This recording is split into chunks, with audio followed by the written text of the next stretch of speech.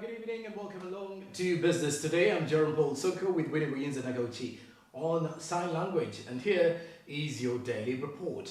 Now, kicking it off, we start with the Ministry of Finance, which has launched national parameters. Now, the Ministry of Finance has launched national parameters in public investment management that expresses national preferences towards the values associated with specific inputs as well as outputs. These parameters make it easier to make investment decisions by applying a consistent set of prices to the entire spectrum of projects. We are all in this report.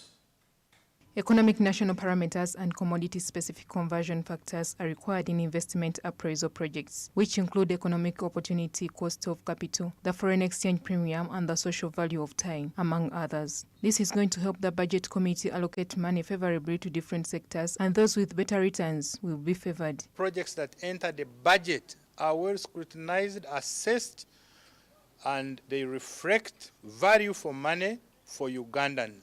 We enable the government to implement good projects.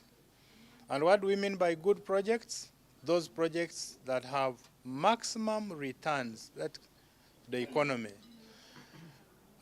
This is intended to eliminate all the inefficiencies we've been facing by implementing projects that we have not studied to know their implications on the welfare and service delivery of Ugandans. Because in the region, at least we have uniform prices. They are uniform in a way that a project in health uses the same unit prices like a project in roads, like the project in water, and we can compare you and say, you in water, you are bringing better returns, we shall allocate you money in the next budget and admit you to the public investment plan. In a way, projects will compete, and those with better returns and value for money will be admitted for implementation. The Director of Budget proceeded to assure Ugandans that no project will be funded by the government if it wasn't thoroughly researched and evaluated. No project that has not undergone a study will enter the public investment plan. What does the study help us? If the study helps us to show the economic viability of that project, it shows us the returns. When we invest $200 million in a road, these are the returns. In 2022, an efficient estimate of Uganda's foreign exchange premium to be applied in the evaluation of public investments is 7%, a decrease from the predicted 7.25% in 2017. Monica Nabyonga, SMART24 TV, Business Today. All right, now, in order to actualize the execution and coordination of the diagnostic trade integration study, the Ministry of Trade, Industries and Cooperatives is closely collaborating with the local donor community, including the European Union, the Netherlands, and the World Bank. The European Union, the World Bank, and the Netherlands, who are among the local donors, have stressed the significance of identifying capacity shortages, as Ronan Harway reports. In view of ongoing global challenges that impact trade, the Action Matrix has taken on board cross-cutting issues, especially the emerging issues such as gender, SME, and environmental aspects of trade. The in-country donor community, that is the European Union, World Bank, and the Netherlands, have emphasized the need of assessing capacity gaps for all trade facilitating institutions with a view of having a clear picture of their needs and priorities. Also highlighting systematic recommendations in the last diagnostic trade integration studies that were not addressed. And thus, key areas of funding include supporting Uganda in the multilateral and regional trading system, leveraging on trade opportunities in directs and key trading partners, trade policy and regulatory regime, trade facilitation, MSMEs and trade finance, manufacturing sector growth and competitiveness of quality assurance. They also hinted on sanitary and phytosanitary services as well as e-commerce. Only focusing on the targets of the wider, broader and specific areas of e-commerce, of the integrated approach, the integrated framework that we are looking at, and we are majorly focusing on the quality of the products that we are taking to the market, and the way of accessing the market globally, and also uniting us to come up with the same standards or products and the ways of doing business. Because what we are targeting here is removing all the barriers of trade. And this study here is going to, in fact, has focused on setting us to priorities of trade. The Minister of State for Trade, Harriet Ntabazi, underlined that because they are competing in a highly competitive market, traders must plan ahead to standardize their goods. You can have the qualities, but can you supply them in quantities? If you can supply them in quantities for 1 month, are you consistent in the next month and the other month to follow? Can you supply for a year the same product, the same amount, and the same quality? It's a big challenge that we've always shared.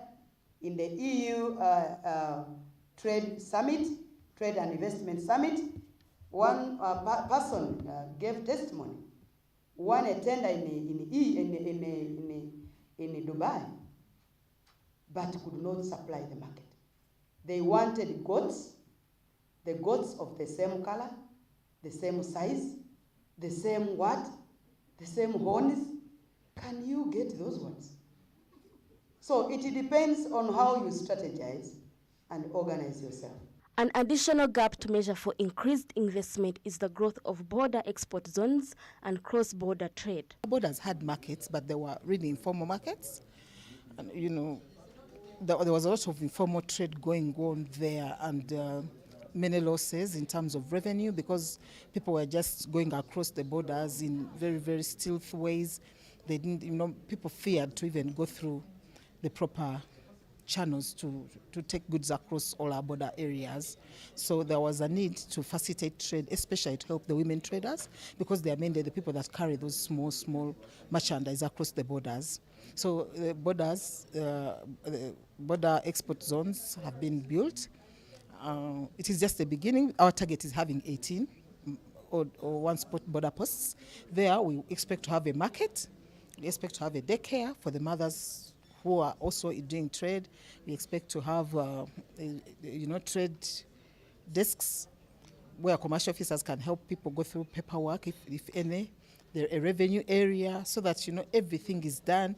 According to reports from Ministry of Trade, there is a $50 million deficit to complete the work begun on border points such as Mpondwe, Busia, Malaba, and Raha. Started, no? We have a deficit of $50 million US. That will help us complete because, you know, we have Busia, Raha, Mpondwe, Oraba, and Malaba. Did I mention Busia? Yes. So that is the deficit we have. But for the 18 targeted ones, the deficit will be about $110.2 million. That's the deficit. That's what we need. It is unclear how the Ministry of Trade would address the systematic issues mentioned in various sectors of the report. For example, resource limitations, capacity constraints, and infrastructure challenges. Rona Nahabwe, SMART24 TV, Business Today. All right, now let's look at a report regarding the increment in the collapsing businesses across the country. Despite recently being named one of the most entrepreneurial nations in the world, few Ugandan entrepreneurs succeed along with Malawi, Angola, Zambia, Botswana, Ghana, and Nigeria. And it's actually claimed that Uganda has one of Africa's highest rates of business failure. This report was compiled by Monica Nabionka. Over the years, we have observed a significant number of Ugandan enterprises that experienced a great success, particularly in the beginning, before failing to maintain it. Consider companies like Property Masters, Sembule Steel Mills, WBS TV, Mukalazi Technical Services, and Zimwe Construction. Businesses can fail for a variety of reasons, including those related to leadership, staff, strategy, and competitiveness, among others. Businesses are failing because of lack of markets. They are not able to sell as much as they need to pay their expenses because everybody is tightening their belts and they are spending very, very, very little on the goods and services that are being provided by the businesses. So that is a very big reason. The second reason is there is too much competition already. You can see every business that we are doing, there are so many people who are competing. There are so many who are doing the same business, meaning that the competition comes in. Now, when the competition comes in, everybody is looking at how they can attract those very few customers.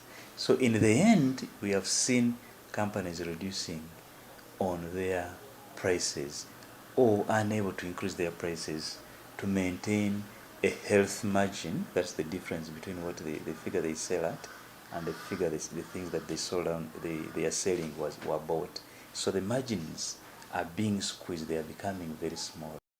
Now, if they become very small, it means they are not able to cover the expenses that they are supposed to cover. The third reason I've already said is the increase in the cost of doing business. Look at a normal business person. They are paying a very high cost in terms of rent. They are paying a very high cost in terms of interest rates if they borrowed money from the banks. And they are paying a high cost on their stock, on their raw materials. Now, that high expense is not sustainable, and therefore businesses end up dropping out of the market and close down. However, it should be noted that the world was severely impacted by the effects of news of COVID-19 near to the close of 2019, and by mid-2020, Uganda was in absolute lockdown, which stressed and forced many enterprises out of the operation game. Ugandans have been instructed, however, to seek out a wider market, advertise and consume their own produced goods, as well as explore fresh innovation ideas in order to stay in the game. Now, what we are promoting, and we would like most Ugandans to do and pay attention to it and participate, and also government, is to buy more of our products that are made in Uganda. So under the Buy Uganda, Build Uganda, let us buy more of our products. If you go to a supermarket, if you go to a shop and there is a Ugandan product available, we would really recommend that you buy more of that product. By doing that, you're expanding the market for the producer. And when that market for the producer expands, it means they are better able to pay up the expenses. The second thing that we are doing is to look for markets in the region. There are markets that are not serviced very well, or where we can displace the current sellers. Like in the Democratic Republic of Congo, it's a very good market. When we take our goods there, we can very easily compete with goods that come from Europe and elsewhere for that market there. And when that market opens up, then our people can sell in that market and expand their sales. The increase in advanced science and technology has affected the way we've been doing businesses. So business people must up their game and change the way they have been doing business and start innovate. Because now people, what influences consumers to consume are the behaviors and culture. But our now culture is tremendously changing. You hear the trends. So the trends are now driving the forces of demand and supply and the consumer behavior. So companies must integrate research and innovation at the center of their businesses to be able to understand the behavior of their consumers and know what to provide to these consumers at a specific point in time. Knowledge gaps and high company costs continue to be a major impediment to Uganda's economic progress, with most of new businesses failing before their first birthday. Small enterprises are the driving force behind Uganda's economic progress, innovation, employment, and wealth creation. Services account for 50% of these small enterprises, followed by trade and commerce 33%, manufacturing at 10%, and others at 7%. Monica Nabyonga, SMART24 TV, Business Today. All right, now away from that, we look at the Uganda-Vietnam Summit.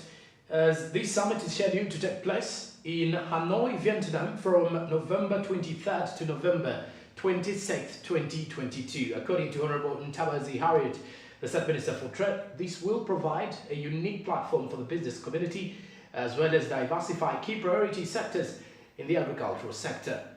Martha Nimsima with more. The summit will increase trade in Uganda by offering a venue for networking, education, and the sharing of business possibilities within the Socialist Republic of Vietnam. It will also identify strategies and showcase investment opportunities in high-priority development sectors. According to stakeholders, it will attract potential investors and joint partnerships between Uganda's private sector players and Vietnam, enhance bilateral relations with Vietnam. Is broken down into accelerating trade and investment between the two countries. We shall see how to put in efforts to accelerate the trade.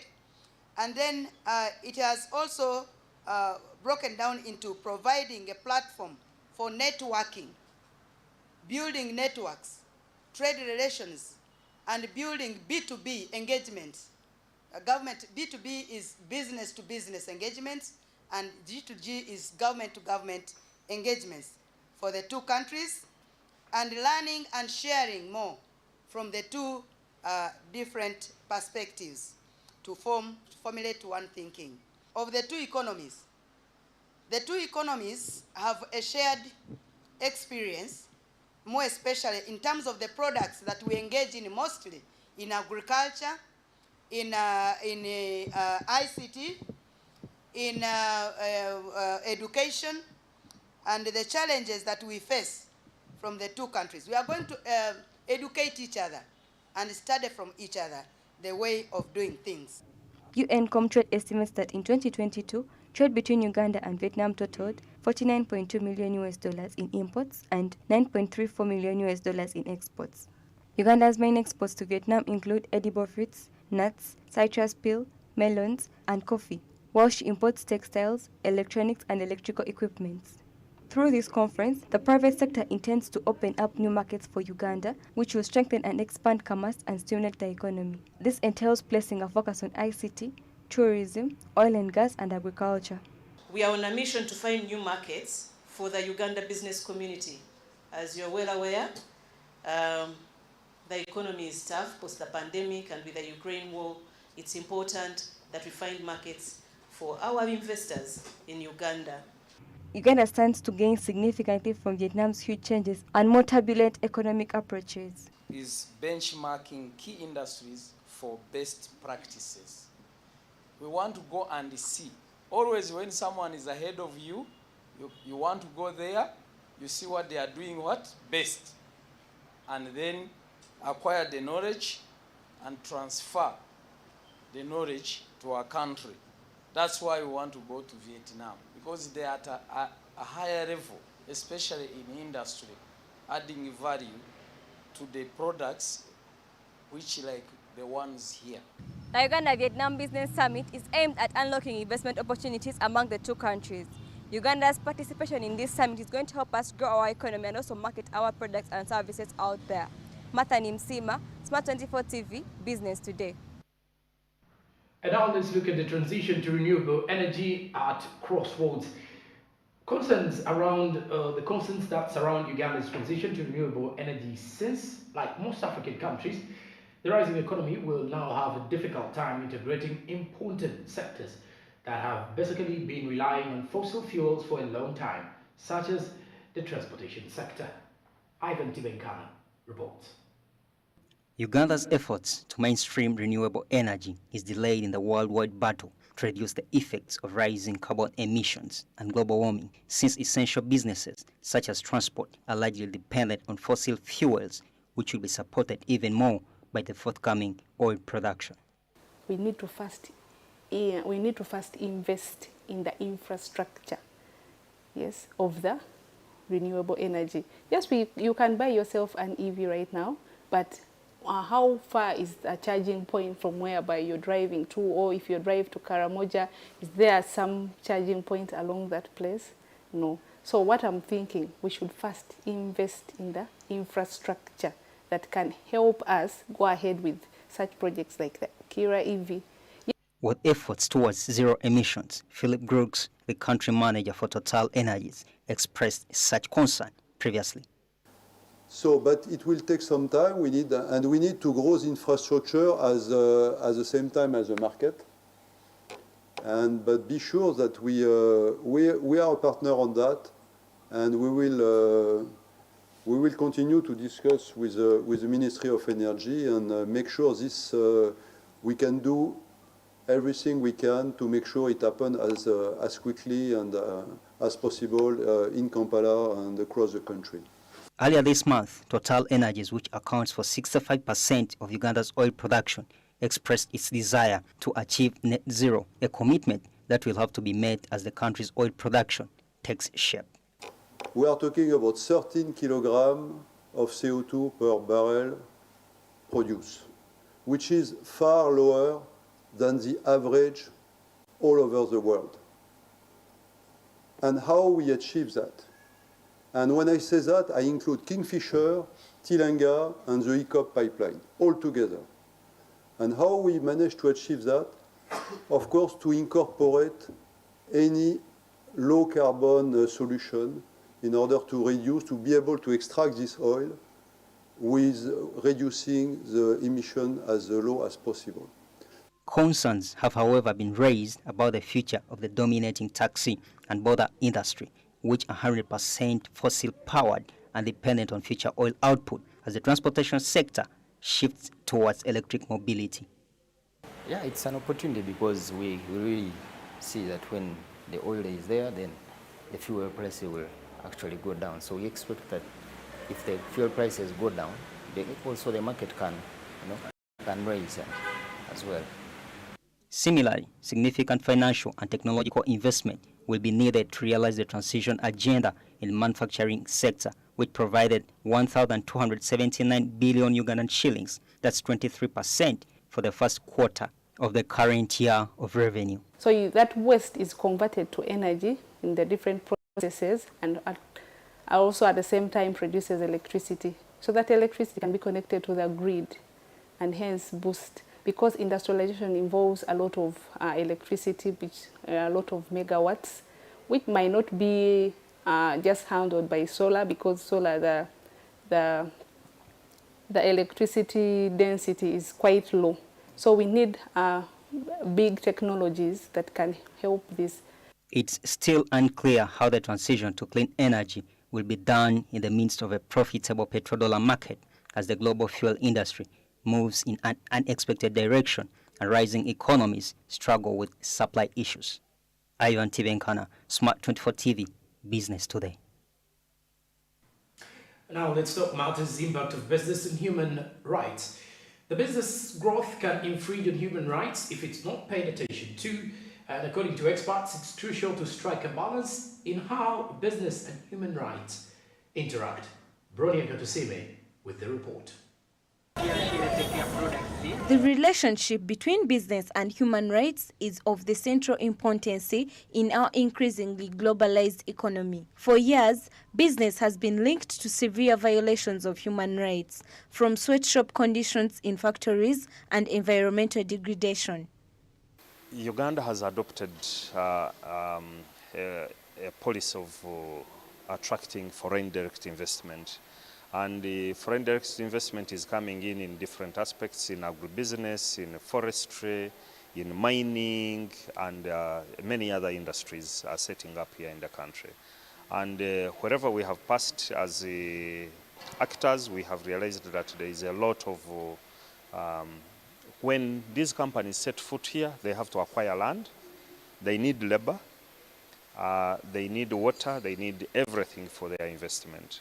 And in acquisition of those services, we have realized that at the end of the day, people's lands are impacted, people's livelihoods are impacted, because companies, when they come in, they realize that maybe there is free land, and yet this is not really free land. You go in places like Karamoja where you find land is owned customarily, and as companies come, they think that this is free land. Businesses, of course, are a force for good. They do very good things by creating wealth and livelihood for the people. But unfortunately, all too often, there are also human rights violations and abuses. So that's why I think it's very important that governments, civil society organizations and businesses gather and engage together to solve these violations and to find common solutions to fight this problem that can occur. Often, poor wages and dangerous working conditions coexist. There shouldn't be any form of discrimination among workers. It is also very important for people to know about the different business operations taking place in their communities by certain business entities.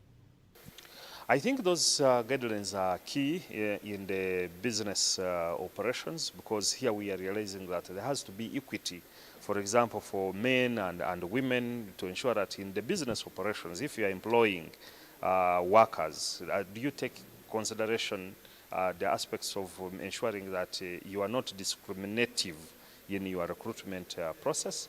We believe that it's extremely important that people are aware and have access to information about business projects, particularly large-scale infrastructure projects. We've heard from a number of people who are affected by these projects that they didn't know they were coming, and then as the processes are going on, they don't have the information they need to be able to make proper decisions for themselves and their families. Environmental damage can also take the form of depletion of natural resources. For example, an oil spill can cause health problems for people who have to live with its consequences, especially where it pollutes the local water and soil. Yes, so in the oil and gas industry, as in all business activities which we look at, mining in Karamoja and other areas, we are very concerned about the human rights violations that are taking place around these projects. In particular, lack of access to information, allegations that human rights defenders are being silenced and arbitrarily arrested and detained, and that remains a serious concern for us. For the safety of both business and the residents of communities, the government should put into practice the National Action Plan on Business Human Rights. Firms should adhere to the standards, and initial considerations should be given to environmental concerns. Brania Katsime, SMART24 TV, Business Today. This is SMART24 TV. I'm Renewable with Winnie Williams and a coach in sign language. Many thanks for being part of Business Today. And till tomorrow, we shall be giving you more from our daily report of business stories that are making headlines across the country. Have a blessed night. Good evening.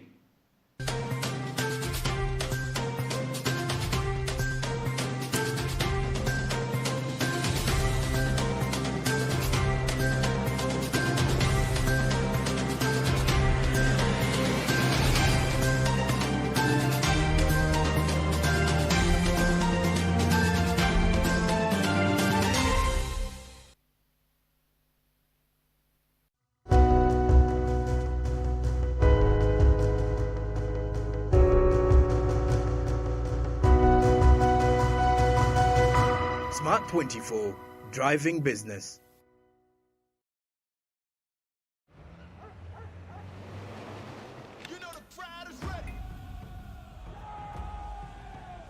Okay, we've got to go live now. Everyone tuning in to Supersport. Welcome all over the world.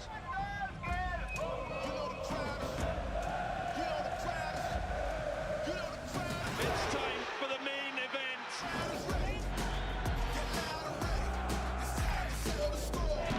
We've waited a very long time, an age for some.